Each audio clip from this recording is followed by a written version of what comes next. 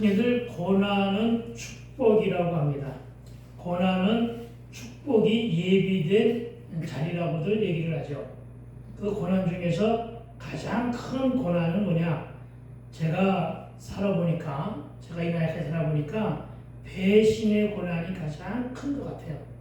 그런데 배신의 고난을 통해서 얻는 또한 축복이 굉장히 커요. 그것은 바로 뭐냐면, 고통이 아주 커요. 왜냐하면 사람을 믿지 못하는 불신 가운데 있기 때문에 그게 되죠. 그러나 한편으로 돌려 생각하면은 고난을 통해서 고통이 찾아왔을 때 고통을 지혜롭게 인내하면 성숙함으로 인도돼요. 예, 그러니까 고통은 성숙을 동반한다. 따라해봅시다. 고통은 성숙을 동반한다. 아멘. 사람이 가장 중요한 건 성숙이거든요. 성숙함으로 노래한다는 것입니다. 제가 13년, 이제 내년은 14년째인데 바라보면서 그렇구나. 성숙이라는 것이 내 앞에 열려있구나 하는 것을 깨닫게 됩니다. 그래서 고난받았다고 애통해하지 말고 고난을 통해서 얻는 경험, 그것이 고통일 때 그 고통을 성숙의 도구로 인내하며 참고 기다리면 무엇이 찾아오느냐? 고독함이 찾아와요. 고독함. 여러분은 고독할 줄 알아야 돼요. 깊은 고독 속에 침잠할 수도 있어야 돼요. 홀로 있어 볼 수도 있어야 된다는 얘기죠. 그래서 홀로 있을 때 누구하고 소통을 해요? 하나님과. 아멘. 그래서 흔히들 말하죠. 고통은 하나님을 만날 만한 가장 소중한 절호의 처스다. 이렇게 얘기를 합니다. 이것은 세상 일과 적용해서도 마찬가지임을 믿게 되길 주의 이름으로 축원을 드립니다. 오늘의 제목은 구원의 약속입니다. 여러분, 설교라는 것이 무엇입니까? 설교라는 것은 계시록을 보니까 귀 있는 자가 성령이 교회들이 가시는 말씀을 듣는 일이다. 이렇게 해석해 놓았습니다. 우리 누구에게나 다 귀가 있어요. 그런데 여러분, 닫힌 귀도 있고 열린 귀도 있어요. 그러면 어떻게 하면은 귀를 열 수가 있느냐? 오늘 반드시 내가 은혜를 받아봐야 되겠다 하는 마음을 가지고 마음의 문을 열면 귀가 열리게 되어 있어요. 그런데 저 목사님 설교 꽤나 오래 하던데 하면서 짜증나는 마음으로 설교를 듣다가 보면은 마음이 닫혀요. 설교를 잔소리 삼아서 듣게 되면 역시 마음의 문이 닫혀요. 그러지 말고 열린 마음으로 설교를 듣는데, 설교를 듣는 이는 바로 누구의 음성을 듣는 거라고요? 주님의 음성. 하나님의 음성을 듣는 일임을 믿게 되길 주로 축원드립니다. 이 일을 누가 하신다고요? 성령께서. 그렇습니다. 구약의 시대에서는 제사장과 선지자가 이 일을 도맡아 했어요. 신약의 시대에는 제자와 사도들이, 그리고 지금은 성령의 시대라고 하죠. 성령의 시대에는 목사나 사역자들이, 이 모두가 다 말씀을 맡은 자로 성령이 교회들에게 전하시는 주의 말씀을 전하는 대언자로 우리는 도구일 뿐입니다. 우리는 그 사명을 감당하고 있지만 우리 입술은 도구란 말이죠.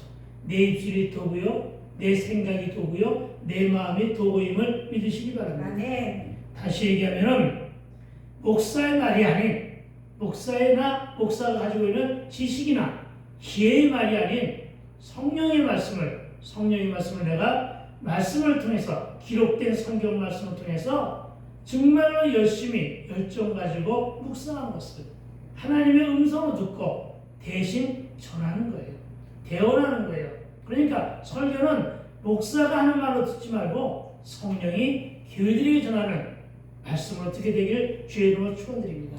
그래서 설교자가 가장 조심해야 될 것은, 설교자가 말씀을 전하기 전에 먼저 말씀을 들을 수 있어야 돼요. 원고를 작성해서도 이 원고의 내용을 완전히 숙지가 되어줘야 돼요. 아시겠습니까? 숙지가 되려니까 어떻게 돼요? 말씀을 정리해놓고 읽고 또 읽고 수정하고, 오늘 아침까지 수정하고 일주일 내내 수정하고 보탤 것은 보태면서 지내왔단 말이에요. 그래가지고 아주 그냥 묵상을 통해서 수정을 통해서 녹여낸 그 말씀을 마음에 담아서 여러분에게 전하는 거예요. 아멘. 그랬을 때 여러분에게 많은 능력의 역사가 임하게 될 줄로 믿습니다. 아멘. 하나님은 지금의 이 시대에도 특히나 오늘 이 말씀을 듣게 하시는 이유가 분명히 있어요. 오늘 이 시간에 왜 하필 이 말씀을 전하게 하셨을까? 물론 목사들의 계획된 설교의 교환에 의해서 전하기는 있지만은 그래도 이 시간에 그 말씀을 전하게 하고 듣게 하는 데는 이유가 있다는 거예요. 아시겠습니까? 이걸 믿으시기 바랍니다. 그래서 말씀을 듣는 일에 여러분이 소홀함이 없어야 돼요. 아멘. 왜냐하면 오늘 그 말씀을 들어야 되는데 잠시 듣지 못하면 말씀이 지나가 버리면 하나님을 만날 수 있는 저의 찬스를 놓치게 되는 경우가 너무나도 많다는 것입니다. 여러분, 믿음은 어디서 나온다고요? 들으면서 나오거든요. 믿음은 들으면서 나오는 거예요. 그러니까 설교자의 말씀을 듣는 것도 들음이지만 내가 내 눈을 가지고 내 입을 가지고 성경을 읽는 것도 역시 마음으로 듣는 일이에요. 아시겠습니까? 그래서 믿음은 들으면서 나오고 들음은 누구의 말씀? 그리스도의 말씀이라고 그러잖아요. 하신 대로 여러분 말씀을 잘 듣고 그 말씀이 믿음으로 내 안에 작동될 때, 그 말씀의 능력이 내 안에 작동될 때 내 믿음이 성장하는 거예요. 믿음은 분명히 성숙되고 성장할 수 있어야 됨을 믿으시기 바랍니다. 하나님이 원하시는 저와 여러분의 신앙의 깊이는 어떤 것이냐? 하나님의 뜻에 합당한 분량만큼 성숙되기를 원하시거든요. 아멘. 아시겠어요? 그 다음에 이어지는 것이 뭐냐면은 그런 성숙됨 속에서 흘러나오는 신앙 고백과 믿음의 기도, 이 기도를 들으심을 믿게 되길 주 이름으로 축원을 드립니다. 아멘. 그래서 믿음이 나를 성장시키고 내 믿음을 성숙시키는 사실을 명심하고 말씀을 듣는 일에 어떤 자세가 되어야 되느냐? 목마른 사슴이 신의 물 찾다. 시편 42편 1절에 보니까 하나님이요, 사슴이, 어떤 사슴이요? 목마른 사슴이 신의 물을 찾기에 갈급한 같이 내 영혼이 주를 찾기에 갈급하나이다. 아멘. 그러니까 목마른 사슴이 신의 물을 찾듯 내가 목이 말라서 누구를 향하여? 말씀에 목이 마른 거예요. 하나님께 목이 마른 거예요. 하나님을 만나고 싶어가지고 목이 마른 거예요. 그래서 그 목마른 사슴이 신의 물을 찾듯 저와 여러분의 영혼이 주를 찾기에, 하나님을 만나기에 갈급함처럼 말씀을 들으란 말이에요. 아멘. 그러면 말씀을 통해서 하나님을 만나게 된다는 사실을 믿으시기 바랍니다. 아멘. 또한 이사야 55장 1절에서도 이렇게 말합니다. 오라 너희 모든 목마른 자들아 물러 나오라. 돈 없는 자도 오라. 너희는 와서 사 먹되 돈 없이 값 없이 와서 포도주와 젖을 사라. 여기에서 말하는 물과 포도주와 젖은 다 뭘까요? 말씀이에요. 말씀을 그렇게 먹으라는 얘기입니다. 무슨 얘기입니까? 부담 없이 열정을 가지고 열심을 가지고 와서 말씀을 먹으라는 뜻으로 해석하여 알아듣게 되기를 부탁을 드립니다. 아멘. 그래서 오늘도 귀 기울여 들음으로써 깊은 깨달음과 반응이 있게 되기를 주의 이름으로 축복합니다.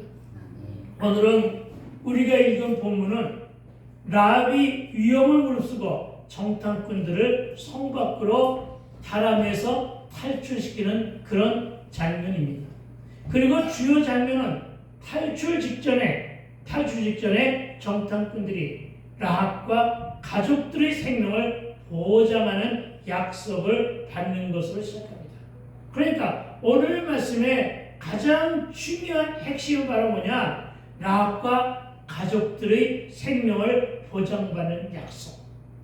아멘? 무슨 얘기입니까? 오늘 우리가 말씀을 들으면서 가장 소중한 하나님의 저와 여러분을 향한 약속을 드려야 되는데 어떤 약속을 드리냐? 내 가족과 내 생명을 보장받는 약속으로 언약의 말씀으로 들을 수 있어야 됨을 믿으시기 바랍니다. 그 이후에 정탐꾼들은 무사히 돌아와 여호수아에게 그들이 겪은 일들을 보고한다는 내용도 포함되어 있는데, 오늘 보면 2장의 1절은 이렇게 말합니다. 여호수아가 정탐꾼을 보내는 것으로 시작하여 정탐꾼이 성공적으로 정탐한 내용을 보고하는 것으로 마무리되고 있는데, 우리가 잠시 살펴봐야 할 것은 가나안 땅을 정복하기에 앞서서 모세도 여호수아도 정탐꾼을 보냅니다. 그러나 모세가 보낸 정탐꾼은 그 땅을 악평했죠. 그 땅을 악평했고 그 땅의 사람들을 과대 포장했죠. 그리고 그래서 여러분, 지금 우리가 정복하려고 하는 이 일은 안 될 거야. 정복은 너무나 힘들 거야. 저들은 강해. 저들은 우리에 비해서 너무나 강해. 우리는 메뚜기야. 이런 식으로 부정적 시각으로. 여러분, 참으로 저와 여러분의 마음속에서 끄집어내야 될 것이 바로 단대 하는 부정적인 시각. 이걸 끄집어내서 버려야 돼요. 어떻게 버려야 되느냐? 정말로 끄집어내가지고 땅에 밟고 비비고 부셔서 버려야 돼요. 정말 부정적인 생각을 버리게 되길 주의 이름으로 축원을 드립니다. 네, 그래서 그 부정적인 시각으로 일관했기 때문에 어떻게 되느냐? 정탐이 실패한 거예요. 정탐이 실패했기 때문에 도리어 열흘이면 갈 수 있는 가나안 길, 열흘 후에 하나님이 응답하시는 그 길을 40년을 광야를 돌게 된 것이에요. 여러분이 혹은 저와 여러분이 부정적인 시각과 불평과 불만을 하느냐 하지 않느냐에 따라서 바로 여러분이 받고 싶은 소망, 여러분이 기도했던 응답이 훨씬 더 미뤄지는 그런 것이 있지는 않을까. 여러분, 그런 생각에서 정말 불평하지 마시고요. 아멘. 정말 불신 중에 불만하지 마시고요. 아멘. 부정적인 입술을 놀리지 않게 되기를 부탁을 드립니다. 아멘. 나는 여러분의 입속에서 안 된다는 말이 나오지 않기를 소망합니다. 아우 죽겠다? 아니요, 살겠다. 아멘. 아유 망하겠네? 아니요, 흥하겠네. 아멘. 예, 이렇게 부정적인 시각으로 바라봐주고 부정적인 식으로 생각을 하면요, 다 흥해지는 거예요. 여러분, 여담 한마디를 한다고 한다면 이런 말이 진짜로 있어요. 왜 우리나라가 5,000년의 역사를 가지고 있으면서도 주변에 그 수많은 침략자들이 많았잖아요. 그 전쟁을 갖다가 그래도 견디며 지금까지 이겨낸 그런 나라인데, 나라도 쪼그라졌지만 지금 이제 한반도 허리마저 잘려져 있지만 이렇게 남아있느냐면은 우리가 5천의 문화민족 속에서 남아있는 중에서 그렇게 어렵게 살고 있었던 이유가 있대요. 어렵게 살고 있었던 이유는 우리 입에서 나오는 이야기가 이 망할, 아이들을 키울 때 오로지 하는 얘기가 이 망할, 우리가 어렸을 때 듣고 살았던 것이 이 빌어먹을, 이거 입에 달면서 우리 부모들을 들은 욕 아니에요? 우리도 그렇게 하면서 아이들을 키우지 않았어요? 그래서 망하고 빌어먹는다는 거예요. 그런데도 불구하고 그래도 요만큼이나 살고, 지금은 많이 잘 살지만 버티고 있었던 이유가 있대요. 그것은 바로 뭐냐면 아이들의 코를 흘릴 때, 옛날이나 지금이나 코를 흘릴 때, 코가 나왔을 때, 코를 닦았을 때 어떻게 닦여줘요? 만져주면서 뭐라고 해요? 흥해라, 흥해라. 요 말 때문에 그렇게 악담을 하고 그렇게 저주하고, 저주 아니에요. 그거는 망하라 이런 거 좀 저주 아니에요. 그렇게 저주를 했는데도 불구하고 이 시간까지 남아있었던 이유는 그거 하나, 흥해라. 그거 때문에 지금까지 견뎠대요. 물론 웃자고 하는 얘기지만 실감이 있는 얘기예요. 여러분, 정말 긍정적인 언어를 사용하게 되기를 주의 이름으로 축원드립니다.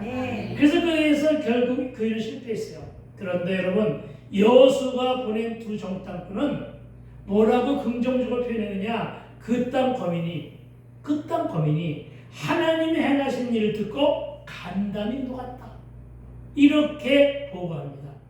이 긍정적인 말은 뭐예요? 정신적인 승리를 했다는 거예요.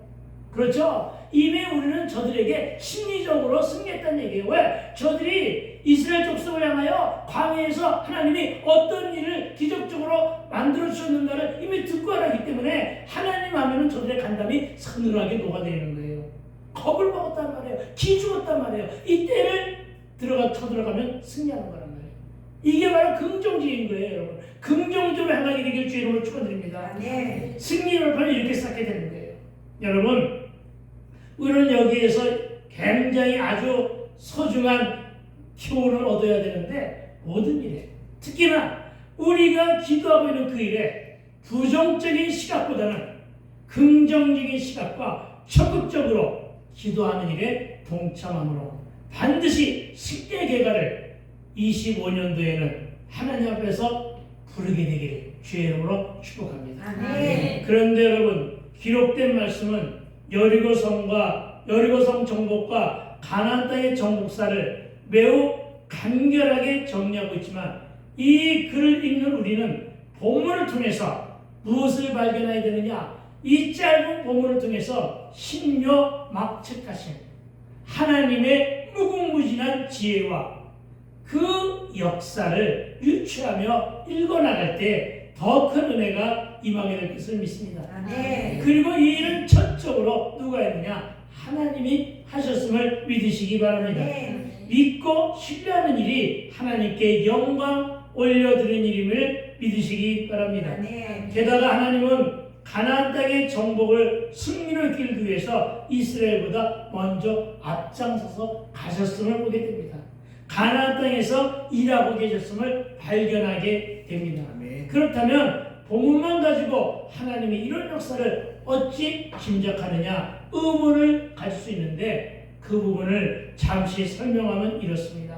여러분, 전쟁을 앞둔 여리고 성 안의 분위기는 누가 일부러 전한 것도 아닌데, 또는 그때 당시에는 TV나 폰이나 카톡 혹은 문자 메일이 없었던 시기임에도 불구하고 거리가 상당히 멀리 떨어진 장소였음에도 불구하고 여리고 사람들은 여호와 하나님께서 애굽에서 하신 일과 이스라엘 앞에서 홍해를 가르신 일과 아모리 족속의 두 왕 시온과 옥에게 행하신 일을 듣고 두려움에 휩싸였었다고 기록하고 있기 때문입니다.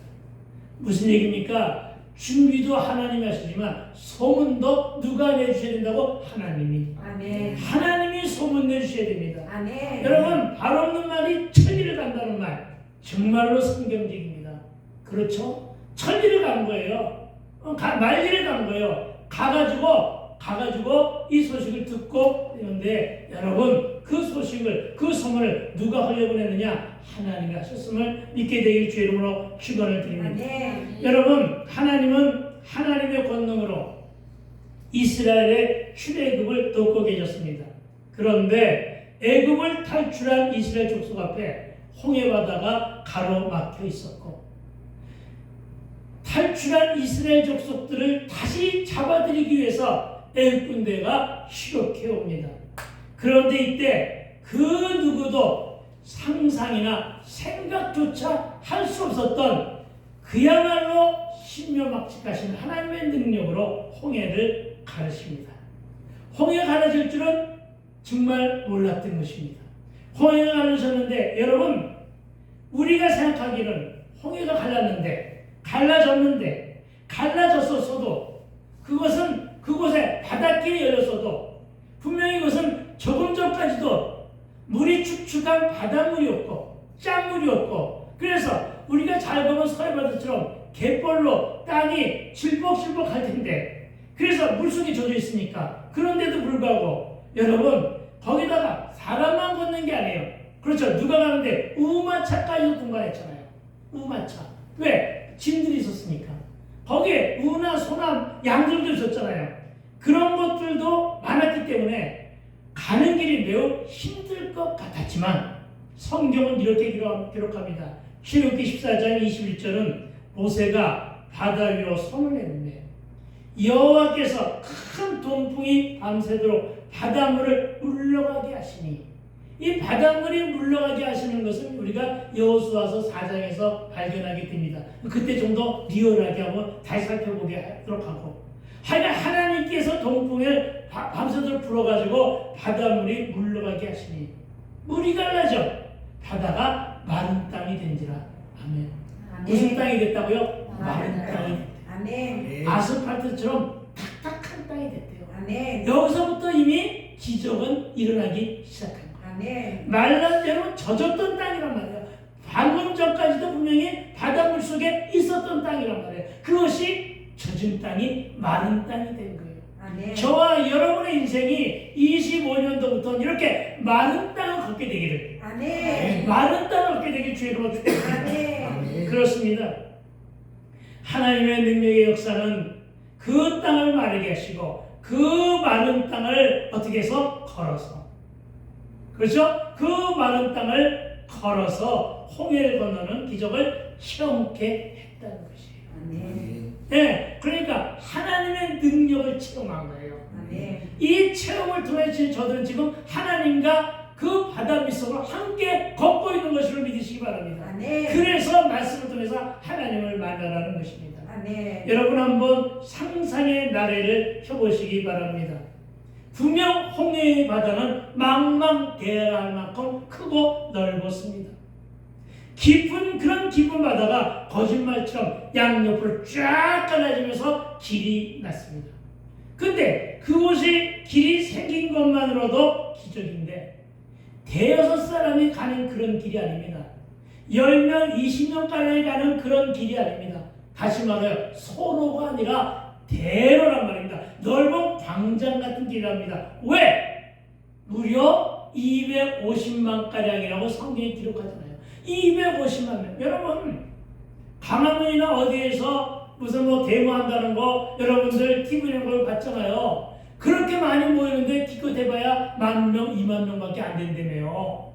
그러니까 여러분 200만 명이라고 생각해보세요. 어느 정도냐? 말씀을 드릴게요. 광화문과 시청과 을지로와 청계천에 사람들을 꽉 차봤자 100만이에요. 아시겠습니까? 예전에 김대중 대통령이나 김영삼 대통령이 그 여의도 그 한강 배선장을 꽉 채웠을 때 그 인원수가 100만 명이에요. 엄청난 수예요. 근데 지금 숫자가 몇만 명이에요? 250만 명이에요. 그러니까 여러분 소로가 아니고 그냥 대로가 아니잖아요. 엄청나게 큰 넓이에요. 누구의 역사라고요? 하나님의 역사예요. 아멘. 우리가 이렇게 말씀을 읽을 때 그냥 읽을 것이 아니라 머릿속으로 상상해서 읽으면 이게 기가 막힌 은혜가 되고 괜히 절로 힘이 나고 괜히 절로 신이 나는 거예요. 이게 지금 그러는 거예요. 내가 지금 그래요 지금.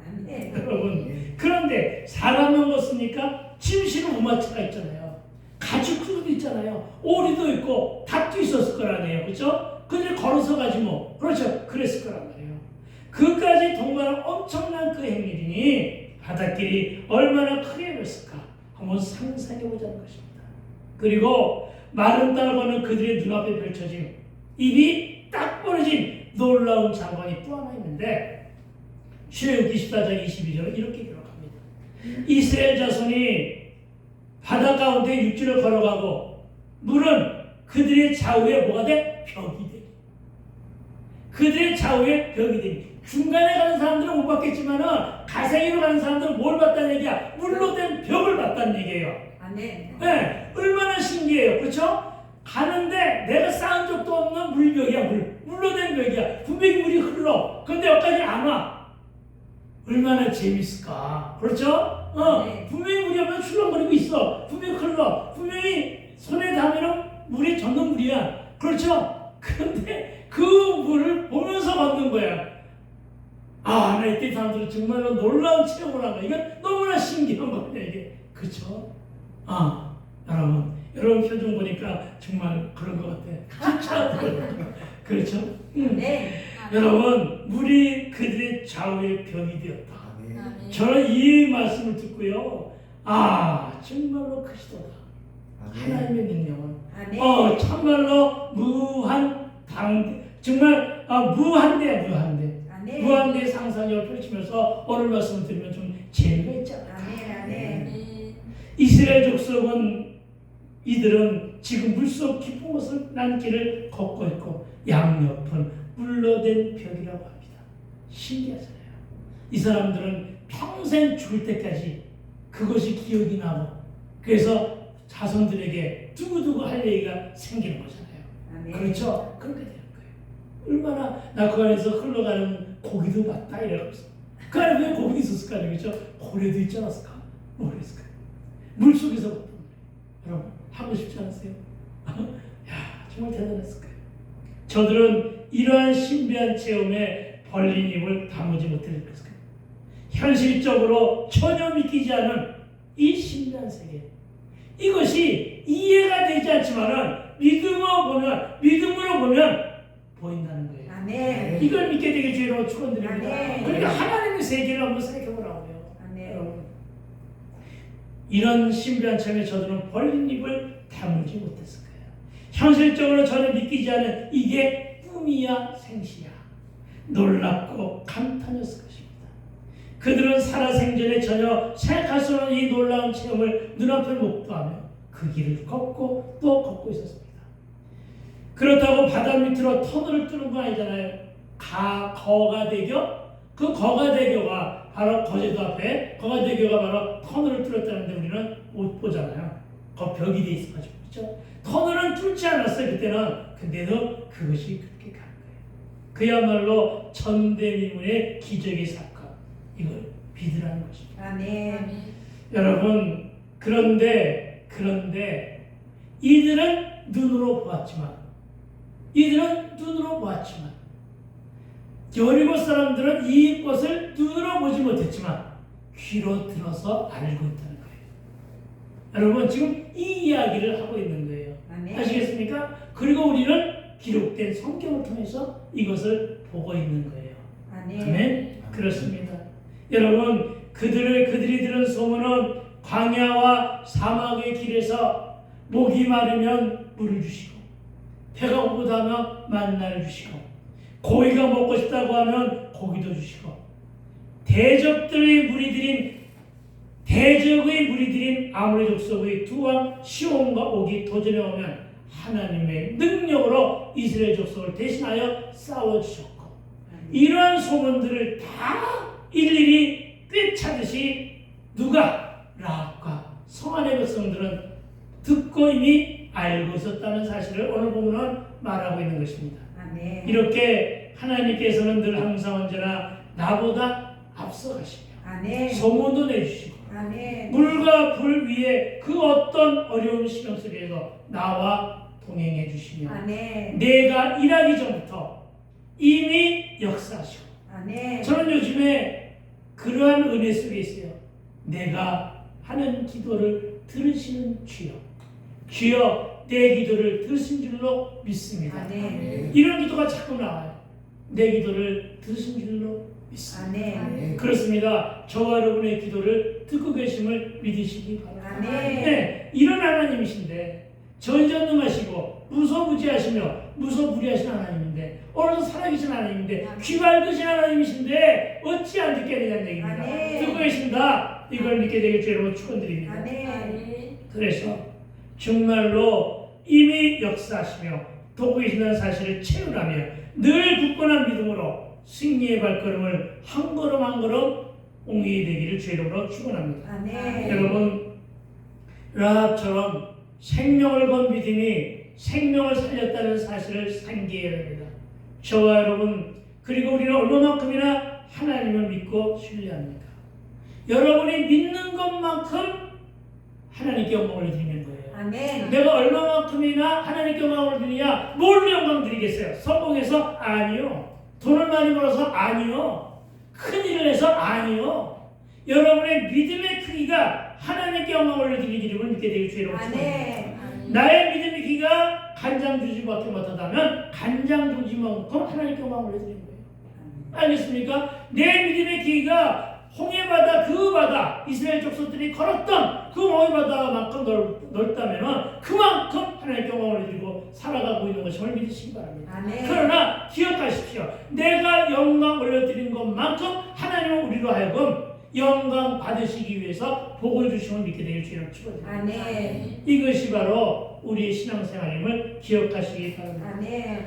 그리고 그 약속은 구원의 약속인데 아멘. 오늘 본문 15장 21절에 15절로부터 25절의 본문은 약속을 지켜야 생명을 보장받음을 말씀하고 있습니다. 뭘 지켜야? 약속을 지켜야. 약속을 지켜야 생명을 보장받는다. 아멘. 근데 어떤 약속이냐? 생명의 약속이죠. 아멘. 그렇죠? 물질에 대한 약속이 아니라 생명의 약속이에요. 아멘. 물질의 약속이 소중합니까? 생명의 약속이 소중합니까? 생명의 약속이 소중한 거예요. 아멘. 권력의 약속이 소중합니까? 생명의 약속이 소중합니까? 생명의 약속. 물어봐야 뻔하죠. 생명의 약속입니다. 아멘. 생명이 있고 난 다음에 돈도 있고 권력도 있고 권자도 있는 거예요. 아멘. 그렇죠? 살아있게 되기를 부탁을 드립니다. 아멘. 오래 사십시오. 아멘. 네, 오래 살게 되기를 부탁드립니다. 아멘. 몇 년 사실래요? 앞으로 한 30년 이상은 더 사세요. 나보다 더 오래 사시라고요. 여러분 약속을 잘 지켜야만 됩니다. 특히 하나님과 약속. 여러분 하나님과 약속의 가장 소중한 약속이 무슨 약속이게? 하나님과 약속 중에 가장 소중한 약속. 그처럼 내가 입이 닳도록 얘기하고 있는데 하나님과의 관계 속에서 가장 소중한 약속은 예배예요.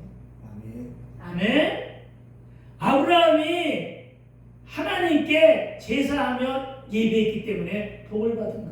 아멘. 아시겠습니까? 예배에 대한 약속을 잘 지켜지게 되길 부탁을 드립니다. 아멘. 여러분, 특히 하나님의 약속을 우리가 지킬 때 하나님도 우리의 약속을 이행해 주십니다. 아멘. 나는 하나님과 약속을 하나도 안 지키면서, 그렇죠? 나는 하나님과 약속을 하나도 안 지키면서 하나님께 다오다오만 하지 않게 되기를 부탁을 드립니다. 아멘. 먼저 15절과 16절을 상세히 살펴보면 라합의 군사들을 다른 곳으로 따돌린 이후에 두 정탐꾼에게는 일단 산으로 피신하게 하고 사흘쯤 꼼짝 말고 은신에 있을 것을 권유합니다. 누가? 라합이. 그리고 그 이유는 가뜩이나 이스라엘의 공격에 대비하여 전전긍긍하고 있던 여리고 왕은 모든 수단을 총동원하여 정탐꾼들을 찾아내기 위해서 혈안이 되어 있었을 것이기 때문입니다. 사실 여리고 성에서 요단강까지는 약 13km 남짓한 거리였다고 합니다. 여리고 왕은 성의 모든 군사들을 총동원하여 이것저것을 이잡듯 뒤졌을 것이기 때문입니다. 따라서 섣불리 나섰다가는 금방 고발자나 수색조의 눈에 띄었을 것이고 라합의 이런 충고는 현명했다고 할 수가 있다는 것입니다. 그래서 이런 충고와 함께 라합은 다시 들이닥칠지 모를 군사들의 수색에 대비하여 급히 두 정탐꾼을 창에서 줄로 달아 성 밖으로 내려보내는데 성서고고학자인 가스탕이라는 사람이 있어요. 가스탕. 이 가스탕이라는 사람의 연구에 의하면 고대 여리고의 성벽은 이중으로 되어 있다고 합니다. 여기도 성이 있고 바로 앞에 성이 있는데 이 성벽과 성벽 사이의 간격이 대략 4.5m 정도 된다고 합니다. 그러니까 대략 한 4, 5m가 되는 것이죠. 그리고 사람들은 그 두 성벽 사이에 가운데다가 널판지 같은 거, 철판 같은 거, 대들보 같은 거를 올려놓고 그 위에다가 집을 짓고 살았다고 합니다. 그 위에다가 상상해 가죠. 어떻게 살았는지. 따라서 기생 라합의 집도 성벽 위에 거주물이었던 걸로 짐작이 됩니다. 그리고 그 외곽, 그렇다면 그 외곽 창문은 어딜 향해 나 있어요? 성 안을 향해 나 있을까요? 성 바깥을 향해 나 있을까요? 성 바깥을 향해 나 있겠죠. 그래서 아무도 모르게 외곽 창문 성 바깥을 통하여 두 정탐관을 두 줄로 달아서 내려서 피신시켰던 것임을 믿으시기 바랍니다. 아멘. 무슨 얘기인지 아시겠죠? 아멘. 네, 우리 한번 20절을 한번 읽어보니까 제가 읽을게 20절에 이렇게 함께 해줍시다. 시작. 네가 우리의 이의를 누설하며 네가 우리에게 서약하게 한 맹세에 대하여 우리에게 허물이 없으리라 하니니 안에 어찌한 것입니까? 피신시키기 전에 정탐꾼들과 라합 사이에서 약조가 일어난 것입니다. 예, 여러분 라합과 정탐꾼 간에 어떻게 이렇게 해가지고 내가 너희들을 갖다가 구할 테니까 표시를 잘 해놔 이런 약속을 하는 게 있죠. 여러분 사실 정탐 사실을 자신들이 라합이나 가족들이 누설치 않는다는 전제하에서 여리고 성 멸망 때 락과 그의 가족이 거기서 구원을 얻을 수가 있어요. 만약에 비밀이 새나가면 누구의 생명부터가 사라져요? 정탐꾼의 생명은 물론이고 락과 그 가족은 생명이 사라지는 거예요. 그래서 원래 생명의 약속을 이렇게 하는 거예요. 그런데 그때 구원의 표시를 해주는 거예요. 구원의 표시. 어떤 구원의 표시느냐? 18절 말씀 함께 다시 한번 읽읍시다. 우리가 이 땅에 들어올 때 이게 이 말인 거예요. 여리고 성 안에 들어왔을 때, 이제 군사들과 함께 들어왔을 때 우리를 달아내는 창문에 이 붉은 줄을 메고 내 부모와 형제와 내 아버지의 가족을 다 내 집에 모으라. 아멘. 뿔뿔 흩어 있으면 안 되는 거 아니에요, 그렇죠? 그러니까 우리 집에 모으고서 네 집에 라비 집에 모아놓고는 거기에 이렇게 함께 모아 있어야 된다는 얘기죠. 그렇죠? 그러는 얘기예요. 그리고는 이스라엘 여리고 공격 시에 창문에 매달놓게 합니다. 뭘? 붉은 줄을. 그렇죠? 아마도 정탐꾼들은 그 붉은 줄이 어떤 구원과 생명의 의미를 부여하고자 했었던 것 아닌가 하는 추측이 됩니다. 왜냐하면 이들이 정탐꾼들과 함께 이스라엘 족속들이 본 하나의 장면이 있었죠. 그것은 바로 뭐냐면 출애굽하기 전에 유월절 사건을 만나게 되잖아요. 하나님이 이스라엘 족속을 애굽에서 탈출시키기 위해서 마지막 제한을 준 피해 재앙, 장자권의 재앙이 있었잖아요. 그렇죠? 여러분 출애굽기 12장 7절과 13절을 제가 읽어드리는데 이때 약속한 것이 바로 뭐냐면은 그렇게 약속을 하죠. 너희가 양을 잡아가지고 그것을 우슬초에 담아가지고 문설주와 문인방에 바르라. 이 말은 기억나잖아요. 그렇죠? 그 약속이에요. 그 약속의 7절에 이렇게 말합니다. 그 피를 양을 먹을 집 문설주의 인방에 바르고 문설주와 인방에 바르는 얘기죠. 그렇죠? 문 위와 양 옆에 설주와 지방에 바르는 얘기죠. 인방에 바르는 얘기죠. 그렇죠? 그리고 13절은 이렇게 말합니다. 내가 애굽 땅을 칠 때 그 피가 너희 사는 집에 있어서 너희를 위하여 표적이 될지라. 내가 피를 볼 때 너희를 넘어가리니 재앙이 너에게 내려 멸하지 아니하리라. 아멘. 내가 피를 볼 때 저주의 신이 유월한다는 뜻입니다. 아멘. 죽음의 신이 유월한다는 뜻입니다. 아멘. 지난번에 그랬죠. 이건 유월절이라는 유월이 아니라 유월한다는 것은 넘어간다. 건너뛴다 이 말이라고 하죠. 265장 찬송이 그거네요. 우리 265장 찬송 한번 잠깐 봅시다. 1절과 후렴절만 한번 해봅시다. 예, 265장 찬송 한번 불러봅시다.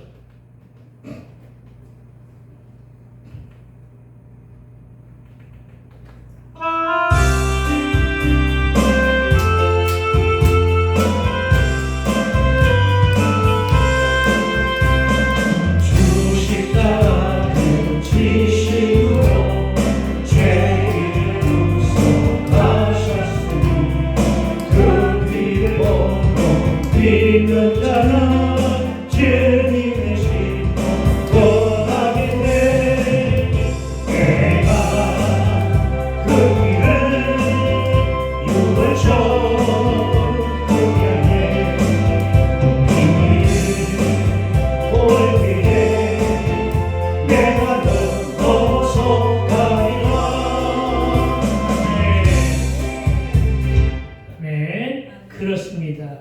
내가 어떻게 하라고? 내가 피를 볼 때 어떻게 한다고요? 그 피를 볼 때 어떻게 한다고요? 내가 널 넘어가리라. 그렇습니다. 6월절 그 양의 피를 볼 때 내가 널 넘어가리라 하신 대로 6월절 어린 양의 피와 십자가 상에서의 화목제물을 드리며 흘리신 예수의 피가 저와 여러분의 매인 죄와 저와 여러분이 살았던 세속의 어둠에서 구하여 내주시는 구원의 언약이요 약속임을 믿으라는 것입니다. 그 6월절에 피와 같은 색깔의 붉은 줄을 메어서 생명의 약속을 하셨음을 믿으시기 바랍니다. 그렇습니다. 그리고 한편으로는 정탐꾼들은 이렇게 창에 붉은 줄을 메고 온 가족이 집안에 모여있고 정탐 사실을 누설치 않는다면 생명을 보장해 주겠다고 약속합니다. 아멘. 이렇게 함으로 창에 매단 붉은 줄은 6월절 어린 양의 붉은 피처럼 라합의 가족을 구별하는 구원의 표시로 약속이 되어 있음을 믿으시기 바랍니다. 아멘. 이러한 맥락에서 성경학자들은 라합의 붉은 줄은 장차 오실 그리스도의 십자가 피를 예표한다고 보았고, 또 실제로 하나님은 신약의 시대에 예수 그리스도 안에서 맺으신 그 구원의 약속을 통해 오늘 우리를 구원하셨음을 믿게 되길 주의 이름으로 축원을 드립니다. 아멘. 그리고 그 일이 십자가 화목제물의 사건임을 믿으시기 바랍니다. 아멘. 보혈을 믿는 자마다, 예수를 믿는 자마다 멸망치 않고 영생과 천국을 얻게 됨을 요한복음 3장 16절은 여러분이 너무나 잘 아는 하나님이 세상을 이처럼 사랑하사 독생자를 주셨으니 이런 그를 믿는 자마다 멸망하지 않고 영생을 얻게 하려 하십니다. 아멘. 라는 기록으로 전하고 있고, 아멘. 이어지는 요한복음 3장 11절은 사람들이 요한복음 3장 16절은 다 알면서 요한복음 3장 16절을 모르는 경우가 상당히 많은데, 이거 기억하세요. 이렇게 기록되어 있습니다. 하나님이 그 아들을 세상에 보내신 것은 세상을 심판하려 하심이 아니요 그로 말미암아, 다시 얘기하면 화목제물로 드려진 예수의 보혈로 말미암아 세상이 구원을 받게 하려 하십니다. 아멘. 따라합시다. 세상이 세상이 구원을 구원을 받게 하려 하십니다. 받게 하려 하십니다. 아멘. 아멘. 뭘로다가요? 보혈로. 아멘. 예수 십자가요. 아멘. 믿으시기 바랍니다. 아멘. 다시 말하여 심판의 주된 목적이 아니라 하나님께서는 구원에 있다. 아멘. 이것을 믿으시기 바랍니다. 아멘. 그리고 이 사건이 하나님의 전적인 계획으로 이루어지는 구속사임을 또한 믿으시기 바랍니다. 아멘. 이제 여러분 19절 한 절을 더 살펴보고 정리하고자 합니다. 19절에 이렇게 기록되어 있습니다. 누구든지 네 집문을 나서서 거리로 가면, 그렇죠, 전쟁 중에 집을 나가서 거리로 가면 이 말이잖아요. 그렇죠? 그의 피가 그의 머리로 돌아갈 것이요 우리에게는 아무 허물이 없다. 왜? 너희가 약속을 어겼으니까. 너희 한 곳에 있으라고 그러지 않았느냐? 우리가 구원을 들어올 때까지 이곳에 있으라고 하지 않았느냐? 그런데 너희들이 어떻다고 밖에 나오느냐? 밖에 나오면 이 사람 저 사람 약속을 하지도 않은 사람들이 와가지고 너희를 갖다가 죽일 수도 있으니 어떻게 하겠느냐? 다시 하면 화살을 맞을 수도 있고 총알도 맞을 수도 있는 것이냐? 창으로 칠 수도 있는 것이냐? 그러니까 우리에게는 허물이 없다. 그러나 누구든지 너와 함께 집에 있는 자에게, 어디에 있는 자에게? 집에 있는 자에게. 어디 있는 자에게? 교회에 있는 자에게. 누구에게? 예수와 함께 있는 자에게. 예수에게 붙어있는 자에게. 이 말이죠. 집에 있는 자, 예수께 붙어있는 자, 아멘. 교회에 붙어있는 자, 아멘. 하나님께 붙어있는 자에게 아멘. 손을 대면 그의 피는 우리의 머리로 돌아오리라. 아멘. 아멘. 그러니까 어떻게 해요? 하나님께 붙어 있어야 되는 거예요. 여러분, 오늘 이 정탐꾼들의 지혜는 참으로 철저했습니다. 왜냐하면 이스라엘이 여리고 공격 시에 라합과 그의 가족이 붉은 줄로 표시되는 한 집에 함께 모여있지 않고 여기저기 흩어져 있다면 전쟁의 와중에서 누구의 칼이나 누구의 창 화살에 희생당할지도 모르기 때문입니다. 따라서 라합은 성 바깥에서 무슨 일이 벌어질지라도 요동치지 마라. 요한계시록에도 그와 같은 말이 있죠. 또한 마태복음에도 그와 같은 말이 있죠. 이 사람 저 사람이 떠듭니다. 예수가 있다 없다 하면서 왔다 하고 떠들지라도 너희들은 나가지 마라. 이렇게 말합니다. 이단에 속지 말고 거짓 선지자에 속지 말라는 것입니다. 요동하거나 서로 살겠다고 우왕좌왕하며 뛰쳐나가지 말고 반드시 붉은 줄로 표시된 자신의 집안에만 개성건물로 있어야만 했습니다. 왜요? 그래야만 살기 때문입니다. 초대교회여 알렉산드리아의 대학자인 오르게는 이 라합의 집을 교회의 예표라고 보았습니다. 왜냐? 구원은 오직 그곳 교회만 있기 때문입니다. 여러분, 방주로서의 교회를 말하는 것입니다. 여러분, 보혈과 구속의 십자가를 세운 교회를 말하는 것입니다. 그러니까 저와 여러분 어떤 고난이 와도 교회 바깥으로 뛰쳐나가서는 안 된다는 사실을 믿으시기 바랍니다. 아멘. 특히 코로나19와 같은 재앙 아래에서도 우리는 교회와 거리두기를 안 했습니다. 성도들과 비대면도 안 했습니다. 교회에 와서 예배를 통해 첫사랑을 회복했습니다. 21절에서 라합이 이르되 너희의 말대로 할 것이니 라고 그들을 보내어 가게 하고 붉은 줄을 창문에 메었다고 합니다. 여러분, 정탐꾼들이 라합에게 알려진 구원의 약조 속에 오늘날 우리는 아주 귀한 영적인 의미를 발견하고 있을 수가 있는데 곧 구원의 조건을 발견해야 한다는 사실을 믿으시기 바랍니다. 아멘. 구원의 조건은 뭡니까? 예수 그리스도의 믿음입니다. 아멘. 곧 붉은 줄을 창밖에 매달고 오직 집안에만 있어야 한다는 말씀 속에 우리는 구원은 오직 예수 그리스도의 십자가 보혈의 피로서만 가능하고 또 구원의 은총은 오직 그 안에서만 발견할 수 있다는 진리를 깨닫게 됩니다. 이 사실 또한 그리스도의 십자가의 붉은 피는 오직 그 안에서만 보여줄 수 있다는 사실을 교훈을 얻게 되기를 부탁을 드립니다. 그러므로 우상이 만연한 여리고성 같은 이 땅에 살고 있는 교와 여러분, 마지막 하나님의 심판 나팔 소리가 울릴 때 그리스도의 십자가 붉은 피를 우리도 내볼 수가 있음을 믿으시기 바랍니다. 아멘. 각자의 심령 속에, 각자의 상한 심령 속에 십자가가 간직되어 있어야 됩니다. 각자의 심령 속에 예수 사랑이 간직되어 있어야 됩니다.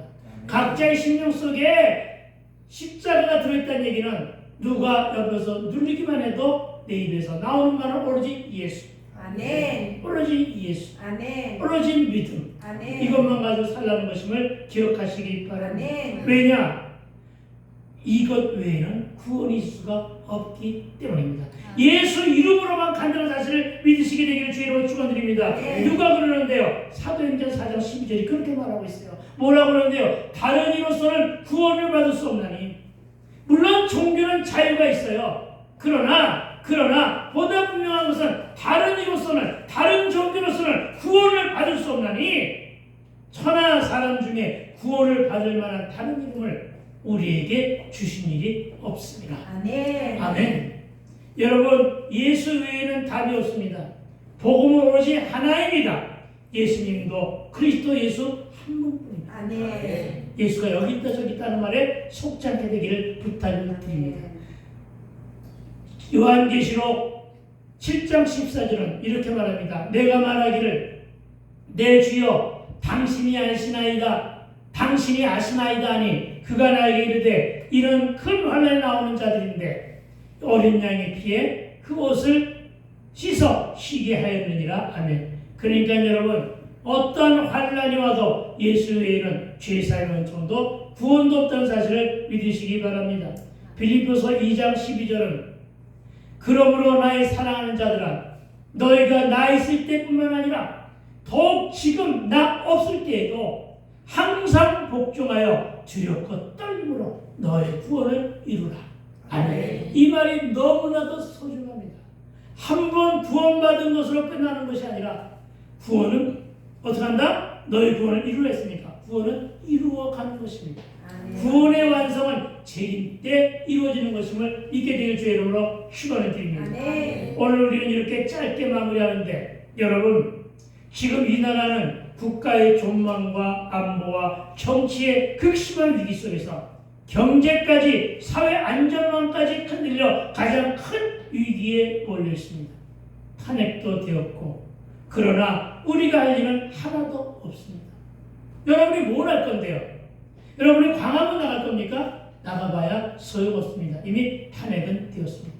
우리가 할 일은 뭔데요? 그럼 다만 기도할 뿐이라는 것입니다. 아멘. 그러나 그래도 예수만이 우리의 살 길이요 아멘. 말씀과 기도만이 우리가 골방에서 지켜야 할 크나큰 구원의 밧줄입니다. 아멘. 생명의 약속이니만큼 아멘. 우리끼리라도 힘을 똘똘 뭉치고 흐트러지지 말며 마음과 몸과 힘을 하나로 모여 생명줄 구원의 약속을 단단히 붙들어야 한다는 것입니다. 아멘. 그러함으로 저와 여러분 우리 모두가 성령님과 동행하며 교회 안에서 항상 복종하고 뜨겁게 떨림으로 구원을 이루어가는 저와 여러분 되시기를 주의 이름으로 축원합니다. 아멘. 아멘. 기도합시다.